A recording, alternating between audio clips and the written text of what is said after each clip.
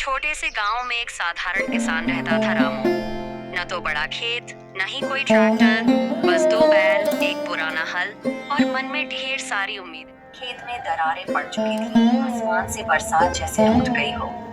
लेकिन रामू हर सुबह उठकर आसमान की ओर देखता, जैसे कह रहा हो, हे ऊपर वाले, थोड़ा सा पानी ही गिरा दे, गेहूं सूखने को है, बच्चे की फीस भी भरनी है। रामू की पत्नी लक्ष्मी हर रोज जैसे युद्ध के लिए तैयार होती बचना, घर के टूटे छप्पर से बरसात रोकना और हिम्मत देना।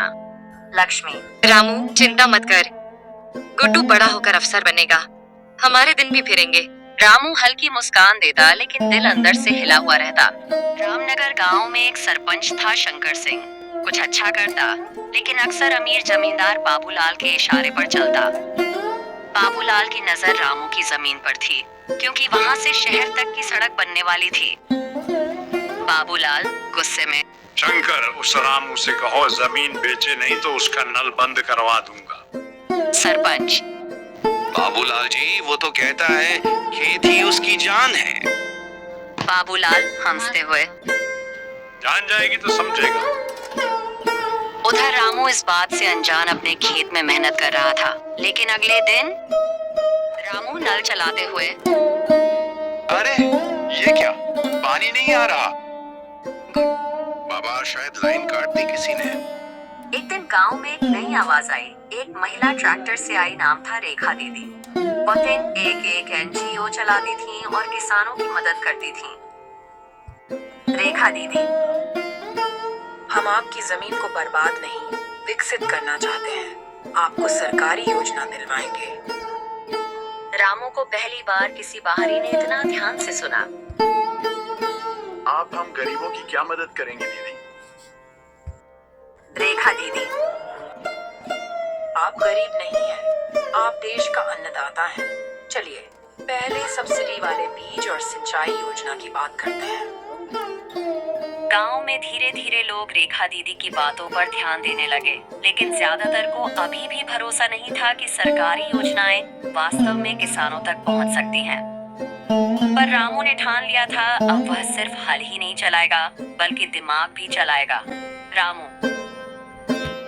लक्ष्मी, मैं सोच रहा हूँ कि सरकारी कृषि विभाग जाऊँ। सुना है वहाँ से बीज और खाद सस्ते में मिलते हैं। लक्ष्मी सहमी आवाज में, पर रामू, तेरे पास तो अभी किराया तक नहीं है, और वो बाबूलाल। रामू आंखों में दृढ़ता, अब डर के नहीं जीना है लक्ष्मी, जो होगा देखा जाएगा। रामू अगले ही दिन रेखा दीदी के साथ पास के जिला कार्यालय पहुंचा। वहां हुआ, रेखा दीदी, रामू भैया, ये शुरुआत है। अब आप ड्रिप इरिगेशन का डेमो देखें। पानी भी बचेगा और फसल भी अच्छी होगी। पहली बार रामू ने मशीन से पानी के छोटे छोटे फुहारों को एक एक पौधे तक पहुंचते देखा। उसकी आंखों में चमक आ गई। रामू, वाह, ऐसा सिस्टम होता है। हम तो सालों से सिर्फ नहर या नल पर निर्भर थे। रेखा दीदी, नई तकनीक अपनाओगे तो जिंदगी बदलेगी। जब बाबूलाल को यह खबर लगी कि रामू सरकारी योजना से जुड़ चुका है और खेत में तकनीकी बदलाव कर रहा है, तो उसका चेहरा तमतमा गया। बाबूलाल गुंडों से, अब सीधे डराने का वक्त है। आज रात जाओ और उसके खेत की मेढ़े काटो। देखता हूँ कैसे बोर नहीं करता। उसी रात कुछ नकाबपोश खेत में घुसे और कई जगह पानी की पाइपें काट डाली। सुबह रामू चौंक कर, हे भगवान, ये क्या हो गया? सारी पाइपें काट दी किसी ने। लक्ष्मी, रामू, हमने किसी का क्या बिगाड़ा था? गुड्डू, बाबा, मैं जानता हूँ ये बाबूलाल का ही काम होगा।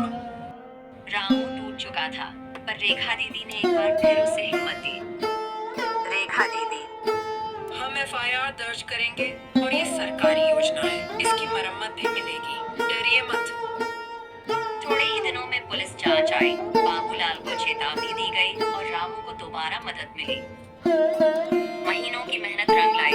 रामू के खेत में अब गेहूं, सरसों और सब्जियों की फसल भी लहलहा रही थी। रामू खुश होकर, लक्ष्मी, देख कैसा सुहावना नजारा है ना। लक्ष्मी हंसकर, तेरी मेहनत ने सब बदल दिया रामू। गुड्डू की सफलता ने गांव के दूसरे किसानों को भी प्रेरित किया।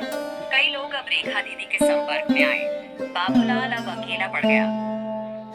राज्य सरकार ने जब रामू के खेत और उसके नवाचार के बारे में सुना, उसे जिला मुख्यालय में उद्यान मित्र पुरस्कार से सम्मानित किया गया। रामू ने कहा, मैं कोई बड़ा आदमी नहीं हूँ, बस मेहनत करना जानता हूँ। अगर किसान तक जानकारी और मदद पहुँचे तो वो भी चमत्कार कर सकता है। गांव के लोग गर्व से देख रहे थे वही रामू जो कभी सूखे खेत में आसमान देखता था, अब एक मिसाल बन गया था। उधर गांव में रामू अब अकेले किसान नहीं रह गया था। उसकी प्रेरणा से गांव के कई किसान अब आधुनिक खेती सीखने लगे थे। उसने एक किसान समिति बनाई जिसमें हर महीने किसानों की बैठक होती थी। देखो भाइयों, अब हमें खाद, बीज और पानी सब सोच समझकर इस्तेमाल करना है। खर्च घटाओ, उत्पादन बढ़ाओ। किसान रघु, रामू भाई, अब तो हमें तुमसे सीखना है। तू गांव का असली नेता है। अब गांव के युवाओं ने मिलकर खेतों में सोलर पंप लगवाने की योजना बनाई और सरकार की मदद से एक छोटा शीत गृह कोल्ड स्टोरेज भी बनवाया गया। रामू अब गांव में खेती की ट्रेनिंग देता है। लक्ष्मी महिला समूह चलाती है। गुड्डू ने अपना ऐप पूरे जिले में पहुंचा दिया है। गांव अब वही नहीं रहा, अब वहां थी प्रयास। अंधेरा नहीं, सिर्फ हरियाली, आत्मनिर्भरता और उम्मीद बसती है। रामू आसमान की ओर देखकर, हे भगवान, तेरा धन्यवाद। तुमने मेरी मेहनत को बेकार नहीं जाने दिया। अगर किसान को सही जानकारी, थोड़ी सी तकनीक और समाज का साथ मिले